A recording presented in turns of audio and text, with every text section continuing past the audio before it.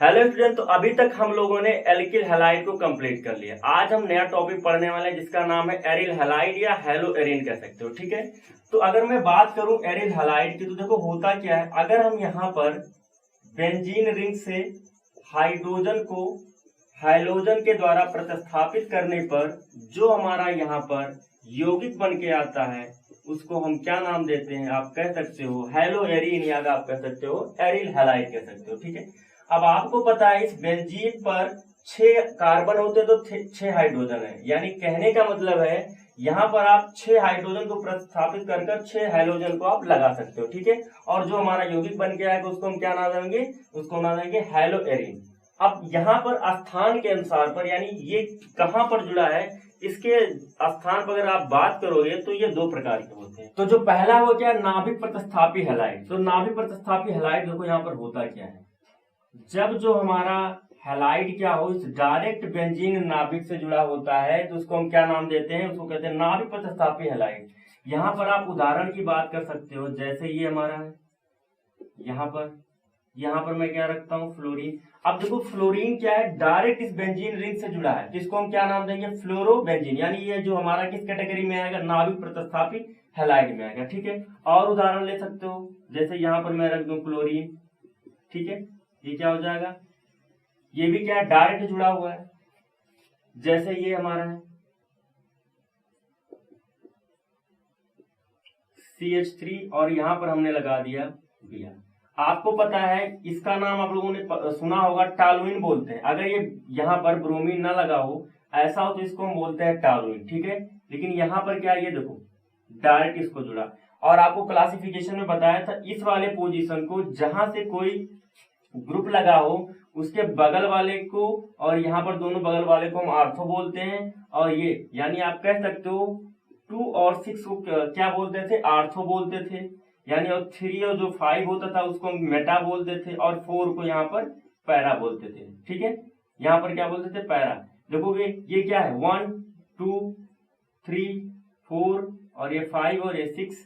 तो यहाँ पर देखो ये वाला और ये वाला आर्थो कहलाएगा, ये वाला मेटा कहलाएगा, और ये वाला हमारा पैरा कहलाएगा। ठीक है, बात समझ में आई? तो ये अगर इसका नाम आपको लिखना हो तो क्या लिखोगे? यहाँ पर देखो ये किस पर है, ये है आर्थो पर, तो क्या हो जाएगा? Ortho bromo. अब इतने का नाम क्या होता था? टालुइन। तो यहाँ पर कर दोगे आप टालुइन।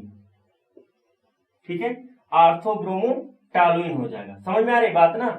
और ऐसे बहुत सारे एग्जांपल आप ले सकते हो। तो ये जो हमारा कैटेगरी आएगा वो नाभिक प्रतिस्थापी हैलाइड में आएगा। ठीक है, इसी तरह अगर मैं दूसरे कैटेगरी की बात करूं यहाँ पर, तो जो हमारा दूसरा कैटेगरी होता है पार श्रृंखला प्रतिस्थापी हैलाइड। अब पार श्रृंखला का मतलब समझो। यहाँ पर ये देखो, अगर कहीं आपको इस तरह से मिलता हो, जैसे ये देखो यहाँ पर इस तरह से, कहने का मतलब जिससे हाइड्रोजन जुड़ा हो उसके बगल में ये वाला क्या हो, इस रिंग से जुड़ा हो। यानी ये अब क्या हो गया, साइड में आ गया ना। ये देखो ये बेंजीन की, ये देखो ये साइड चेन बन गया ना, यानी इसको बोलेंगे पार श्रृंखला बोलेंगे। तो इस तरह को हम बोलते हैं, ये दूसरा कैटेगरी हमारा आता है। ठीक है, तो यहाँ पर जो इसका नाम होगा क्या, बेंजिल हैलाइड होगा। क्या होगा? मैंने वहां पर क्लासिफिकेशन में आपको बताया था, बेंजिल हैलाइड होगा। ठीक है, तो 2 तरह के यहाँ पर आप देखो। अब यहाँ पर क्या कर सकते हो, जैसे मैं उदाहरण पे यहाँ पर लिख दे रहा हूं, ये देखो CH2 और ये हो जाएगा हमारा Cl। तो इसका नाम क्या हो जाएगा? बेंजिल क्लोराइड हो जाएगा। ठीक है, तो ये था कुछ जनरल थोड़ा बहुत इंट्रोडक्शन के बारे में। ठीक है, अब जो हम पढ़ेंगे वो पढ़ेंगे इसके प्रिपरेशन के बारे में, जो कि इंपॉर्टेंट है, तो इसको नोट कर लो।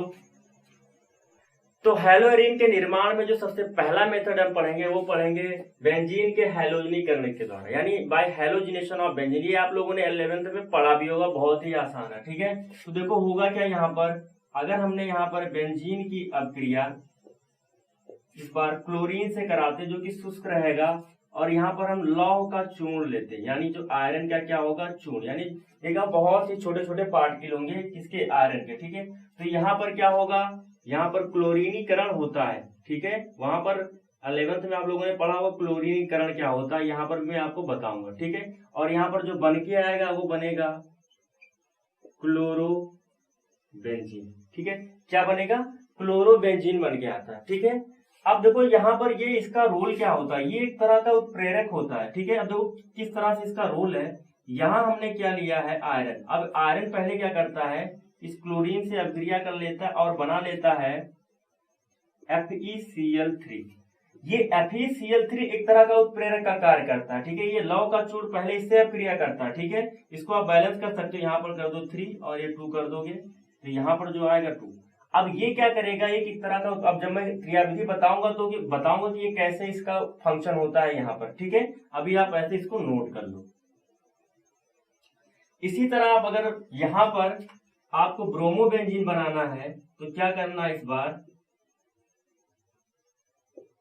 यहाँ पर हम लेंगे ब्रोमीन, ठीक है, और इस बार भी हम लेंगे लौह का चूर्ण लेंगे और अब क्रिया कराएंगे तो यहाँ पर जो बन के आएगा वो बनेगा ब्रोमोबेंजीन, ठीक है। क्या बनेगा यहाँ पर जो बन के आएगा वो हमारा क्या बनेगा, ब्रोमोबेंजीन होगा, ठीक है। इसको आप लोग नोट कर लो, फिर हम आगे डिस्कस करते हैं।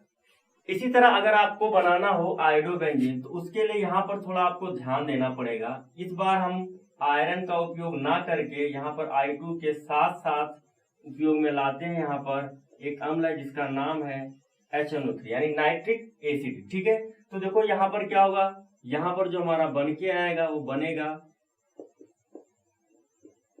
आयोडोबेंजीन। क्या बनेगा यहाँ पर, आयोडोबेंजीन, ठीक है। ये थी हमारी रिएक्शन। जो यहाँ पर याद रखना इस बात को, इस अपक्रिया के द्वारा हम फ्लोरोबेंजीन का निर्माण नहीं करते, वो एक एक्सप्लोसिव अपक्रिया होती है, ठीक है। आगे पढ़ेंगे हम किसके द्वारा उसका निर्माण करेंगे, ठीक है। तो एक साधारण वे में अगर हम देखें तो होगा क्या, यहाँ पर अगर आप देखोगे, अगर हमने यहाँ पर इस बार टॉलुइन लिया है और टॉलुइन के साथ साथ यहाँ पर हमने क्या कर दिया है X2 यानी कोई भी हैलोजन। अब X2 का मतलब यहाँ पर ध्यान देना दो ही हो सकता है, या तो आपका क्लोरीन हो सकता है या तो आपका ब्रोमीन हो सकता है, ठीक है। और यहाँ पर हमने रखा है AlX3, ठीक है। अब इसके द्वारा अगर हम अपक्रिया कराते हैं तो ध्यान देना यहाँ पर जो हाइलोजनीकरण होगा और हमारा उत्पाद जो बन के आएगा वो आएगा इस तरह, यानी हमारा जो बनेगा हैलोएरिन बन के आएगा, ठीक है। अब ये किस तरह का हैलोएरिन हो सकता है, या तो हमारा क्लोरोबेंजीन हो सकता है या तो हमारा ब्रोमोबेंजीन हो सकता है। इस क्रिया में इस चीज को आप लोग नोट रखिएगा, ठीक है। अब आप लोग इसको नोट कर लो, उसके बाद हम क्रिया विधि के बारे में बात करते हैं। तो अगर हम इसकी क्रिया विधि की बात करें तो सबसे पहले आपको समझना पड़ेगा कि हैलोजिनेशन अपक्रिया यहाँ पर किस तरह से हो रही है, ठीक है। तो अगर हम बात करें यहाँ पर हैलोजिनेशन अपक्रिया की, तो जो बेंजीन की हैलोजिनेशन अपक्रिया होता है वो एक तरह का इलेक्ट्रॉन अस्नेही प्रतिस्थापन अपक्रिया। अब ऐसा क्यों होता है, यहाँ पर आपको पता है बेंजीन के पास क्या है, इलेक्ट्रॉन बहुत अधिक होता है, ठीक है। जब इलेक्ट्रॉन इसके पास बहुत अधिक होता है तो क्या होगा, एक तरह का ये किस तरह से बिहेवियर करेगा, न्यूक्लियोफाइल यानी नाभिक अस्नेही। ये किसको पकड़ेगा, जिसके पास इलेक्ट्रॉन बहुत ही कम होता है, किसके पास, यानी जो हमारा यहाँ पर हैलोजन होना चाहिए वो कैसा होना चाहिए, पॉजिटिव होना चाहिए। क्यों, क्योंकि इसके पास इलेक्ट्रॉन ज्यादा है तो किसको पकड़ेगा, जिसके पास इलेक्ट्रॉन कम हो। तो जब ये इसके साथ जुड़ेगा, ये क्या है, एक तरह का इलेक्ट्रॉन अस्नेही है। तो जब इलेक्ट्रॉन अस्नेही जुड़ेगा तो यहाँ से हाइड्रोजन निकलेगा, तो एक तरह का क्या हो जाएगा, इलेक्ट्रॉन अस्नेही प्रतिस्थापन अपक्रिया हो जाती है, ठीक है। तो सबसे पहला जो हमारा मकसद है, हमको बनाना क्या है, हमको बनाना है इलेक्ट्रोफाइल, यानी ये हैलोजन जो पॉजिटिव बनाना है। तो उसके लिए हमें क्या करना है, सपोज कर लो हमको क्लोरोबेंजीन बनाना है, तो यहाँ पर क्लोरोबेंजीन बनाने के लिए हम यूज करते हैं AlCl3। अब AlCl3 की अपक्रिया हम किससे कराएंगे, Cl2 के साथ। तो आपको पता है यहाँ पर इसके पास क्या होता है, युग्म इलेक्ट्रॉन होते हैं, 3 युग्म इलेक्ट्रॉन होते हैं, यानी 3 लोन पेयर इसके पास होते हैं। अब देखो ये इसके साथ किस तरह से जुड़ेगा, ये समझने वाली बात है। तो AlCl3 जो होता है ये एक तरह का जो हमारा होता है ये लुईस एसिड है। अब ऐसा आप लोगों ने 11th में पढ़ा होगा, जिसके पास इलेक्ट्रॉन की कमी होती है उसे हम लुईस एसिड कहते हैं, जिसके पास इलेक्ट्रॉन अधिक होता है उसे हम लुईस बेस कहते हैं, ठीक है। अब ये लुईस एसिड क्यों, क्योंकि इसके पास क्या होता है, खाली d ऑर्बिटल होता है, यानी बैकेंड d ऑर्बिटल होता है। तो ये अपना युग्म इलेक्ट्रॉन के साथ इससे एल्युमिनियम से जुड़ जाता है। तो जैसे ही जुड़ेगा यहाँ पर Cl3 Al और यहाँ पर ये Cl जुड़ गया, ठीक है। साथ में यहाँ पर आप भी देखोगे Cl जुड़ा है, ठीक है। तो जब इससे जुड़ा तो यहाँ पर आया माइनस और यहाँ पर आया प्लस, ठीक है। और आपको पता है किसी अधिक विद्युत ऋणात्मक परमाणु के पास जब पॉजिटिव चार्ज आता है तो वो बहुत ही अस्थायी होता है। अस्थायी जब होगा तो किसी से अपना पॉजिटिव कम करेगा, तो उसके लिए क्या करता है, यहाँ पर ये दोनों इलेक्ट्रॉन अपने पास ले लेता है और इसका जो युग्म इलेक्ट्रॉन था फिर इसको मिल जाता है। तो यहाँ पर जो हमारा बन के आएगा वो बनेगा AlCl4- साथ में जो जनरेट होगा वो बनेगा क्या, Cl+। और यही तो हमको बनाना था, यानी कुछ इस तरह से इसको हमको बनाना था। अब ये क्या है, ये रेडी है बेंजीन पर अटैक करने के लिए। ये क्या है, एक तरह का इलेक्ट्रोफाइल है, यानी इलेक्ट्रॉन से नहीं है। तो देखो अगले स्टेप में होगा ये यहाँ पर, तो जो हमारा बेंजीन है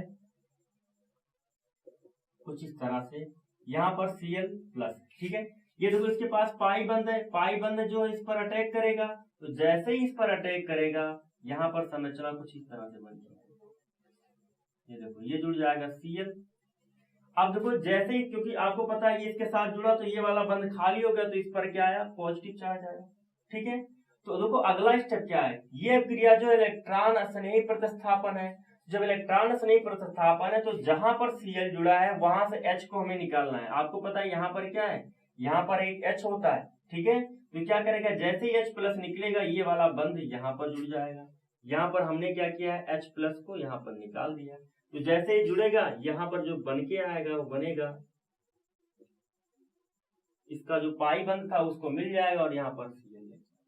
यही तो हमको बनाना था, यानी यहाँ पर क्लोरोबेंजीन हमारा बन गया। अब देखो यहाँ पर आपको पता है यहाँ पर Cl4 है, Cl4 जो है इसको फिर H+ कौन पकड़ेगा, वही पकड़ेगा ना। तो देखो अगला स्टेप जो हमारा होगा कुछ इस तरह से बनेगा, Cl4- साथ में यहाँ पर H+। अब यहाँ से एक Cl-, यहाँ से क्या करेगा, एक Cl- इसके साथ जुड़ जाता है और बन के आता है यहाँ पर AlCl3 और ये बनेगा HCl। यही तो हमको बनाना था, समझ में आ रही बात ना। तो ये चीज की क्रियाविधि जो कि बहुत ही आसान है, इसको आप लोग नोट कर लो, फिर नेक्स्ट रिएक्शन हम देखते हैं। तो जो हमारा सेकेंड मेथड है वो क्या है, फिनॉल की अपक्रिया PCl5 के साथ। तो देखो होता क्या है, अगर हम यहाँ पर फिनॉल लेते हैं, फिनॉल में क्या होता है, OH ग्रुप होता है, ठीक है। अगर इसकी अपक्रिया PCl5 के साथ कराते हैं तो यहाँ पर जो बन के आएगा वो बनेगा हमारा क्लोरोबेंजीन, ठीक है। क्या बनेगा यहाँ पर जो बनेगा वो क्लोरोबेंजीन बनेगा, साथ में POCl3 और HCl। याद हो ये क्रिया जो है वहां पर हैलोजन के निर्माण में हमने यूज किया था एल्कोहल, सेम उसी तरह है, ठीक है। यहाँ पर नाम लिख सकते हो इसका नाम हो जाएगा क्लोरोबेंजीन, ठीक है। तो ये बहुत ही सिंपल सी अपक्रिया है, इसको नोट कर लो, फिर नेक्स्ट रिएक्शन की हम बात करते हैं। तो जो हमारा थर्ड मेथड है वो है क्लोरोबेंजोइक अम्ल के बीकार्बोक्सिलीकरण द्वारा। बीकार्बोक्सिलीकरण यहाँ पर आप ध्यान देना, देखो होता क्या है, अगर हम यहाँ पर